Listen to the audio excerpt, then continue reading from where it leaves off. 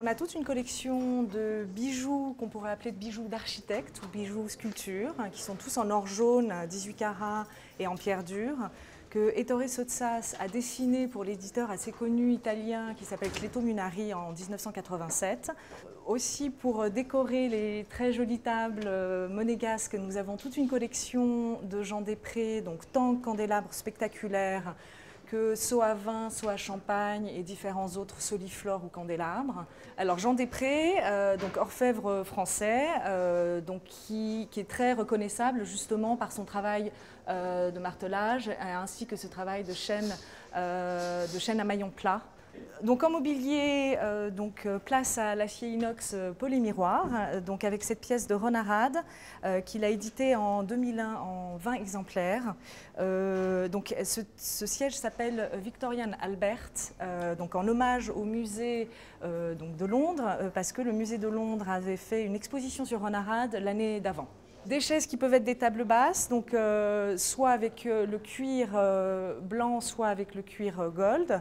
C'est tout à fait simple, il suffit de renverser le siège et voilà, vous avez une charmante table basse. Donc une chaise longue de Charles Ray Eames, designer des années 50 aux États-Unis, américain évidemment, qu'on a également appelé Billy Wilder, donc du nom du producteur-réalisateur du film, notamment Certains l'aiment chaud. Et donc Billy Wilder cherchait en fait un siège sur lequel on puisse reposer mais pas s'endormir.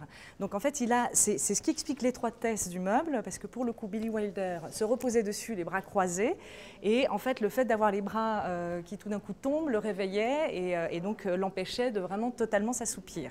Autre matériau à l'honneur et la couleur, avec cette table basse Panca, prototype de Alessandro Guerriero, donc designer italien, et en comparaison, un homologue, on va dire français, Patrick Norguet, qui a édité ce siège pour Capellini. Ce guéridon amovible de Meret Oppenheim, le piétement en pattes d'oiseau dont on retrouve l'empreinte sur le plateau.